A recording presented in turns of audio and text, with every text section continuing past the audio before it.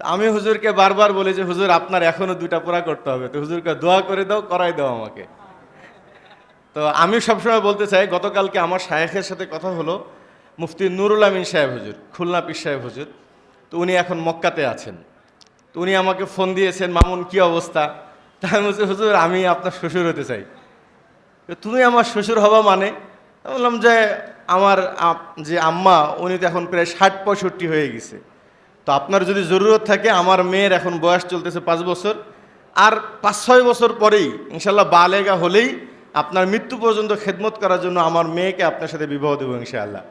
তো হুজুর তো অনেক খুশি আলহামদুলিল্লাহ, এবং হুজুর বললেন এটা সম্ভব। তো আমিও এটা মনে করি যে আমাদের হজরতেরও আরও যে 2টা জায়গা আছে, আল্লাহ তাআলা যেন হজরকে এই 2টা জায়গা পুরা করার তৌফিক দান করেন। এবং আপনারা যারা আমার হজরতের সাথে সম্পৃক্ত আছেন তারাও ভাই পেশ করবেন যে হুজুর আমার একটা বাকেরা খুব মেধাবী হাফেজা নারী আছে, মেয়ে আছে, হুজুর আমার কলিজার টুকরাকে আপনার হাদিয়া দিতে চাই, যেমন নাকি হজরত আবু বকর রাদিয়াল্লাহু আনহু আল্লাহ রসুলকে দিয়েছিলেন। কেন? যদি আপনার মেয়ে যদি হজরতের বাকি 20 বছরের সহবত পায়, সেখান থেকে নেককার সন্তান হবে, আপনার মেয়ে মুশতাকুন নবী সাহেবের সন্তানকে ধারণকারী হবে আপনার মেয়ে। তো আসলে আমি অনেককেই বলি, কয় ভাই আমাদের যারা মুরিদ, পীর সাহেব যদি বলে আমার বউ লাগবে, কয় মুরিদটা পরের দিন থেকে আর আসবেই না খানকায়, হুজুরের দিকে লুচ্চা হয়ে গেছে। তো মোহতারাম হাজিরিন, আমাকে টাইম দেওয়া হয়েছে 10 পর্যন্ত, আমি আর 8 মিনিট আপনাদেরকে কথা বলবো ইনশাআল্লাহ। এখানে যারা আছেন, বিশেষ করে আমাদের ভাইয়ের সামনে তো কথা বলতেই, ওনাদের চেহারা দিয়েই তো নূর টপকায়। আলহামদুলিল্লাহ সকলে সালিকিন, অনেক ভাইয়েরা আছেন এখানে, সকলেই তাজকিয়ার মেহনত করেন এবং সকলেই গুনাহ থেকে বাঁচার জন্য এখানে আসেন, ঠিক কিনা? হাদিসের মধ্যে আছে ইত্তাকিল মাহারিমা তাকুন আবাদান নাস। আবেদ কাকে বলে? যে তাহাজ্জুদ পড়ে, যে ইশরাক পড়ে, যে চাষ পড়ে। আমরা মনে করি যে অমুক ব্যক্তি বুজুর্গ, বলার সাথে সাথে মনে হবে মাথায় পাগড়ি আছে, তাহাজ্জুদের নামাজ পড়ে, 2 ঘন্টা জিকির করে, ফজরের পরে ইশরাক পড়ে, আওয়াবিন পড়ে, চাষ পড়ে, উনি বুজুর্গ। কিন্তু হাদিসের ভাষায় বলা হচ্ছে ইত্তাকিল মাহারিমা তাকুন আবাদান নাস। আবেদ আর বুজুর্গ মানুষ তাকেই বলে যে হারাম থেকে বেঁচে থাকে। আপনি ইশরাকের নামাজ পুরা জিন্দিগিতে যদি না পড়েন, 1 পিস গুনাহ হবে না, কিন্তু একদিন পর্নোগ্রাফি দেখলে কি পরিমাণ গুনাহ হবে। সেদিন এক ভাই এসে বলছে হুজুর আমাকে এই সিগারেট ছাড়তে পারতেছি না, আমাকে একটু বলেন, নসিহত করেন। তা আমি বলছি সিগারেটটা পরে রাখেন, জেনা ছাড়তে পারছেন? পর্নোগ্রাফি দেখা ছাড়তে পারছেন? চুপ করে আছে। আমি বললাম যে 1000 সিগারেট খাইলেও একবার পর্নোগ্রাফি দেখার গুনাহ হয় না। কি বলেন, হয়? একবার গীবত করার গুনাহ হয়। তো আমাদের সমস্যা হলো এটা যে আমরা শুধু আমাদের পজিটিভ দিকগুলোর ভিতরে আমরা ইবাদত মনে করি। সব থেকে বড় ইবাদত হলো নিজেকে গুনাহ থেকে বাঁচায় রাখা। বাংলাদেশের কি এক অবস্থা, মাদ্রাসার তালবে ইলম বলেন আর কলেজের তালবে ইলম বলেন, পীর সাহেব হুজুরের ছেলে বলেন, আলেমের ছেলে বলেন, আমরা আলেম ফ্যামিলির ছেলে। তো দুঃখের জায়গা থেকে বলি যে বাংলাদেশের 1 লক্ষ ছেলেকে যদি আপনি এক জায়গায় করেন, একটা ছেলে খুঁজে পাওয়া কঠিন যে তার জীবনের যৌবনের প্রথম ব্যবহারটা হালালভাবে করছে। হয়নি? আলেমের ছেলে বালেগ হয়েছে 14 বছর বয়সে, বিয়ে হচ্ছে 27 বছর বয়সে, এই 12টা বছর নিজের জীবন যৌবন সব শেষ করে ফেলে। একজন আলেমের সন্তানের কপালেও এটা জুটে না যে যেদিন তার যৌবনের প্রয়োজন হবে সেদিন বাবা তার জন্য স্ত্রী হাজির করে দিবে। আমরা একটা কাফেলার সাথে উমরায় গিয়েছিলাম। তো ওখানকার একজন অনেক ভাই তার ছেলেকে উমরায় নিয়ে গিয়েছে। উমরায় কেন নিয়ে আসছেন? আমার ছেলেকে একটু ভালো করার জন্য। আমি বললাম আপনার ছেলে উমরার দ্বারাই ভালো হবে না, আপনার ছেলেকে 1.5 লাখ টাকা উমরা না করায় 1.5 লাখ টাকা খরচ করে যদি বিয়ে দিতেন আপনার ছেলে এমনি ভালো হয়ে যেত। এখন ছেলে পেলে জীবন নষ্ট করে পরে উমরায় পাঠাই তওবা করানোর জন্য। তওবা করার দরকার কি? আমার নবী করিম সাল্লাল্লাহু আলাইহি ওয়াসাল্লাম বলছেন ফাইদা বালাগা ফালিউযাওয়িজ। কোরআনে পাকের মধ্যে আছে ওয়াল্লাযীনা হুম লিফুরুজিহিম হাফিজুন। পৃথিবীতে মুমিনদের অনেকগুলো সিফাতের মধ্যে একটা সিফাত হলো ওয়াল্লাযীনা হুম লিফুরুজিহিম হাফিজুন ইল্লা আলা আজওয়াজিহিম আও মা মালাকাত আইমানুহুম। যে সমস্ত মানুষরা নিজের লজ্জাস্থানকে হেফাজত করবে, শুধুমাত্র স্ত্রীদের ছাড়া অন্য কারোর কাছে ব্যবহার করবে না। ফাইন্নাহুম গায়রু মালুমিন। কেউ যদি অধিক স্ত্রী রাখে, অধিক বান্দির কাছে যায়, তাকে সামান্য পরিমাণে হেউ কথা বলা যাবে না। তো ফরজের হেফাজত করা। আজকে বাংলাদেশে আপনারা এখানে যারা আছেন সবাই যার যার ব্যক্তিগত হালত জানেন। আপনারা হিসাব করে দেখেন, জীবনের সব থেকে বেশি গুনাহ হয় মানুষের যৌবনের গুনাহ। ওলামা একরাম চুরি করে না আমি নিশ্চিত বলতে পারি, ইমাম সাহেবরা হত্যা করে না নিশ্চিত বলতে পারি, কিন্তু ইমাম সাহেব পর্নোগ্রাফি দেখে না এটা নিশ্চিত বলা যায় না। ইমাম সাহেব রাগ করলেন? সাধারণ মানুষ থেকে শুরু করে সর্ব লেভেলের মানুষ, একবারে ক্লাস 7 থেকে শুরু করে দাওরা হাদিস পর্যন্ত মাস্টার, ওদের কথা আর কি বলবো ভাই, ওরা তো এমনি শেষ। যেই জায়গাগুলোর ভিতরে গুনাহের সব থেকে বেশি গুনাহ থেকে বাঁচার মেহনত করা হয়, এই মানুষগুলোও তার যৌবনের হেফাজত করতে পারতেছে না। আমাদের অনেক বড় বড় খানকার যারা খেলাফত প্রাপ্ত তারা যায় বলে যে ভাই আমি তো মানুষকে মুরিদ বানাই, কিন্তু ভাই আমার যৌবনের হেফাজত হচ্ছে না। কি জন্য? কয় স্ত্রী আজকে 4 বছর সে অসুস্থ হয়ে আছে, ক্যান্সারে আক্রান্ত, আমি সহবাস করতে পারি না। আর আল্লাহ তাআলা পৃথিবীতে যৌবনের ব্যবহার স্ত্রী ছাড়া পৃথিবীতে আর দ্বিতীয় কিছু দেয়নি। যা ব্যবহার করা হবে সব হারাম হবে, ইল্লা আলা আজওয়াজিম, শুধু যদি স্ত্রীদের কাছে থাকে। আমাদের দেশের অবস্থা যে স্ত্রী বাকি সবগুলোই সহজ। একটা 16 বছরের ছেলে মোবাইল কিনতে চাইবে, বাবা কিছুই বলবে না, কিনে দিবে। কিন্তু যদি বিয়ে করতে চাই, মুখ টিপ মারলে দুধ বেরোয়, এখন বিয়ে করতে চাই, বেয়াদব। আমাদের দেশের নারীরা 12 বছরে বিয়ে, আল্লাহ রসুল বলছেন ফাইদা বালাগাত ইসনাতাই আশারা সারা, কোন নারী যখন 12 বছর হয়ে যায় তাকে তোমরা বিয়ে দিয়ে দাও। যদি কেউ বালেগ হওয়ার পরে বিয়ে না দেয় ফাইসমুহু আলা আবি, গুনাহ ডাইরেক্ট বাপের হবে। এখানে তার কথা বলাই হয়নি। এর কারণ কি ভাই? এর কারণ হলো যে মানুষ গুনাহ থেকে তখনই বাঁচতে পারে যখন সে হালাল সঙ্গীর ব্যবস্থা হয়। হালাল সঙ্গীর ব্যবস্থা ছাড়া একজন মানুষকে কখনোই গুনাহ থেকে বাঁচানো সম্ভব না। আর এদিকে হলো একাধিক বিয়ে। ভাই একাধিক বিবাহ এটা কার বিধান বলেন না? কার বিধান? প্রথমটা বিবাহ করা কার বিধানে হালাল হয়েছে? তো দ্বিতীয়টা, চতুর্থটা, এবং আল্লাহ তাআলা বলেন ফাইন্নাহুম গায়রু মালুমিন। কেউ যদি একাধিক স্ত্রীর কাছে যায়, যদি কেউ বলে আমার 2টা স্ত্রী, কেউ বলে আমার 3টা স্ত্রী, কেউ বলে আমার 4টা স্ত্রী, আল্লাহ তাআলা বলেন ফাইন্নাহুম গায়রু মালুমিন, তাদেরকে কখনোই মোলামাত করা যাবে না। ফতোয়ে বাজ্জাজিয়ার মধ্যে আছে, যে আমি আরবিটা না বলি, সময় যেহেতু শেষ হয়ে গিয়েছে, যে কারো যদি 4টা স্ত্রী থাকে এবং 1000 বাদী থাকে, এরপরও একটা সুন্দরী বাদী যদি সে কিনতে চায়, আর কেউ যদি বলে তোমার লাগে কয়টা, তো তার উপরে ঈমান চলে যাওয়ার ভয় আছে। কারণ 1000 বাদী হালাল করেছেন কে? আল্লাহ।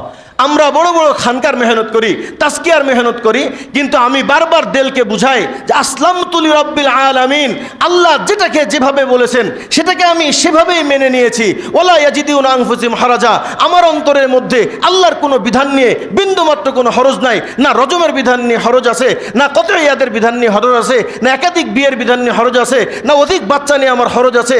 আমার আল্লাহ যেটাকে হালাল করেছেন সেটা আমি দিল থেকে হালাল মনে করি।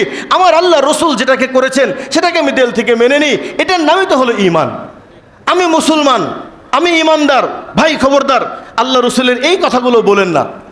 বিবি আয়েশা রাদিয়াল্লাহু আনহা আল্লাহ রসুল বিবাহ করেছেন নাবালেগ অবস্থায়। আমি জোর গলায় কথা বলতে পারি না যে নাবালেগ অবস্থায় বিবাহ হওয়াটাও ইসলাম সাপোর্ট করে, বলতে পারি না। কাদের ভয় লাগে? আল্লাহ তাআলা বলেছেন তাকশাউন নাস ফাল্লাহু আহকাম তাকশা। আমার নবী যখন নাকি যায়েদ রাদিয়াল্লাহু আনহু ওনার মুতাবান্নার স্ত্রীকে বিবাহের হুকুম আসছে, তো আল্লাহ রসুল ভীতু হয়ে গেছে। এবার আমি উম্মতকে কিভাবে বোঝাবো? আল্লাহ তাআলা বলে আতাকশাউনাহুম ফাল্লাহু আহকাম তাকশা। আপনি মানুষকে ভয় পান, আপনি আল্লাহকে ভয় পান, আল্লাহ বেশি হকদার। আজকে আমরা যারা একাধিক বিবাহ করি না, কিন্তু আমাদের সাথে আলাপ করি একটাই মাত্র কারণ, ভাই আপনি কেন করবেন না? হুজুর আমার পরিবেশ চলে না, হুজুর আমার সমাজে চলে না, আমার মাদ্রাসায় চলবে না। শরীয়ত কিতাবে আছে কেউ ইনসাফ পাওয়ার ভয়ে একাধিক বিয়ে করবে না। কেউ যদি মনে করে যে আমি এত বড় জালিম যে 2 স্ত্রীর মাঝে ইনসাফ করতে পারবো না, কেউ যদি এরকম মনে করে সে একাধিক বিবাহ করবে না। তাহলে একাধিক বিবাহ থেকে কেউ ভয় পাইলে একাধিক বিবাহ করবে না।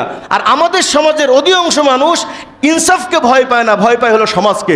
সমাজকে ভয় পাওয়া মিন আকবারি শিরক, নিজের স্ত্রীকে ভয় পাওয়া মিন আকবারি শিরক, সমাজের কোনো একটা মানুষকে ভয় পাওয়া মিন আকবারি শিরক। আল্লাহর কোনো এক কাজ করতে যেয়ে যদি আপনি স্ত্রীকে ভয় পান, পরিবারকে ভয় পান, মাদ্রাসার পরিবেশকে ভয় পান, তো মনে করবেন আপনি যত বড় পীর সাহেব হন না কেন, যত বড় মুজাক্কি হন না কেন, যত বড় মুফতি সাহেব হন না কেন, আপনি 100% এখনো শিরকের মধ্যে লিপ্ত আছেন।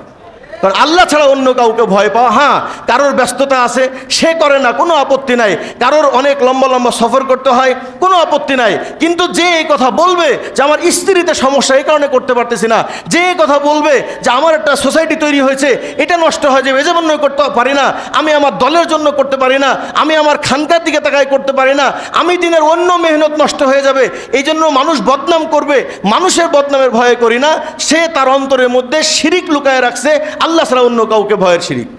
আর কিছু মানুষ করে না হলো কিসের জন্য? কষ্টের জন্য, যে আমার কষ্ট পড়ে যাবে। আল্লাহ তাআলা ওষুধ দিয়ে দিয়েছে, ওয়াকাইয়িম মিন নাবিয়্যিন কাতালা মাআহু রিব্বিয়ুনা কাসীরুন ফামা ওয়াহানু লিমা আসাবাহুম ফি সাবিলিল্লাহ ওয়ামা দুউফু ওয়ামা ইসতাকানু। তারাই তো মুমিন যারা কোনো কষ্টকে ভয় পায় না, দুর্বল হয় না, মানুষের কটু কথায় তাদের কিছু মনে হয় না, তারা মনে করে যে আমার এক স্ত্রীতে হচ্ছে না, আমার দ্বিতীয় বিবাহ করা লাগবে, আমি দ্বিতীয় বিবাহ করছি। আমার কাহিনী, যখনই আমার মনে হয়েছে দ্বিতীয় বিবাহ করা লাগবে, দ্বিতীয় বিবাহ করছি। আমার আব্বু আমাকে বললো, হ্যাঁ তুমি দ্বিতীয় বিবাহ করলাম, মানুষ কি বলবে, এই বলবে সে বলবে, নাক কাটা যাবে, লজ্জা হয়ে যাবে। আমার আম্মু বলে যে আমি এরকম ছেলে কি জন্য পেটে ধরলাম। তো আব্বু আমাকে বলছো বুঝছো? আমি বলছি জি ইনশাল্লাহ বুঝছি। বাস কয়েকদিন পরে আরও একটা করে ফেললাম। এরপরে ধরেন আব্বু, হ্যাঁ তুমি আবার করলা, পরে আমি আবার একটা করে ফেলছি, পুরা 4টা নিয়ে এখন আছি।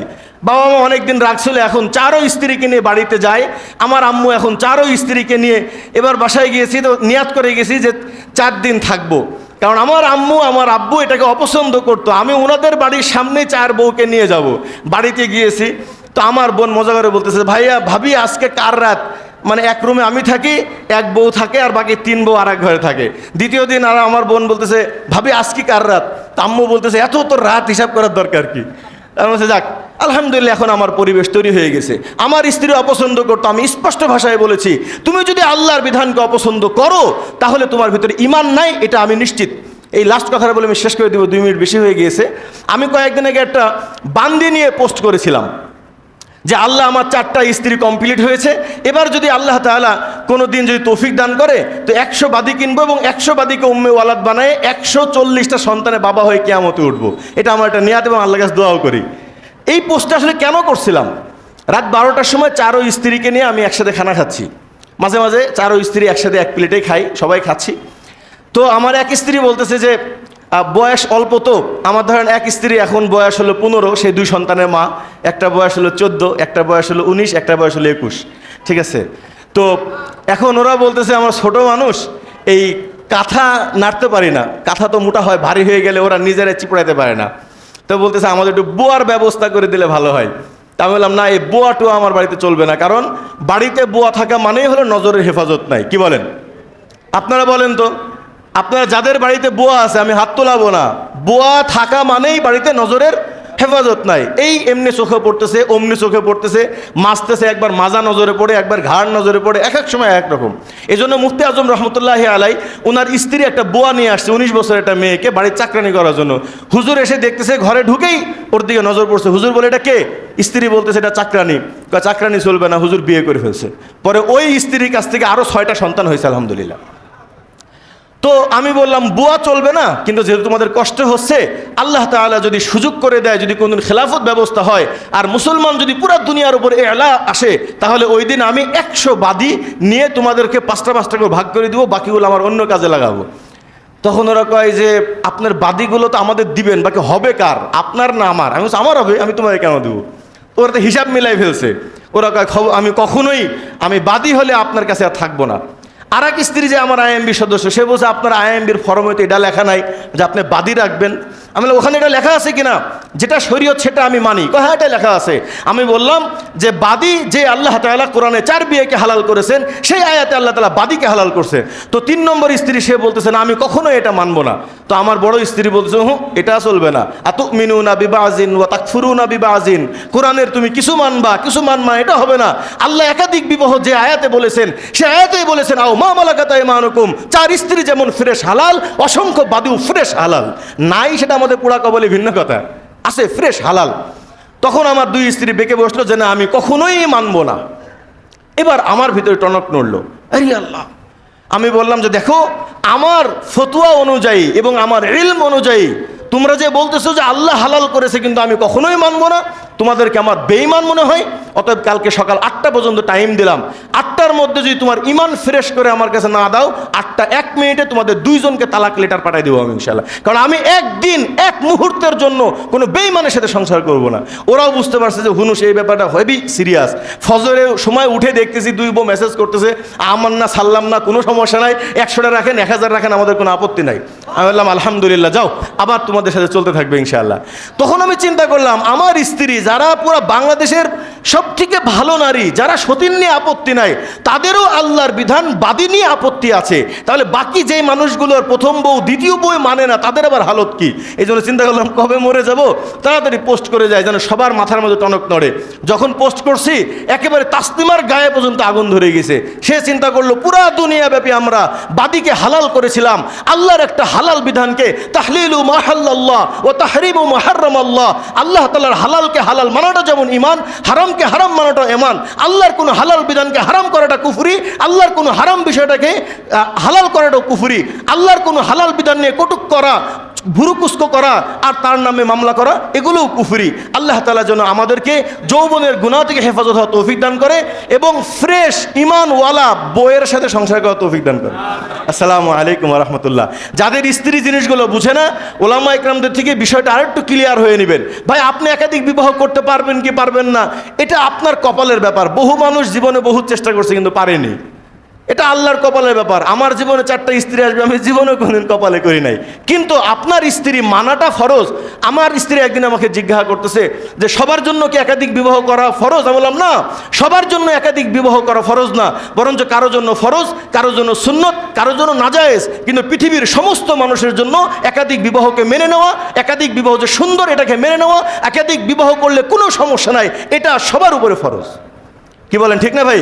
একাধিক বিবাহ করা ফরজ না, কিন্তু একাধিক বিবাহ করলে মন থেকে মেনে নেওয়া এটা কি ফরজ। আল্লাহ তাআলা আমাদের সবাইকে বোঝার তৌফিক দান করুন। আসলে অনেক বড় একটা মজমুনকে ছোট কথা বোঝানো সম্ভব না, জানি না কতটুকু বুঝাতে পারছি। আল্লাহ তাআলা আমাকে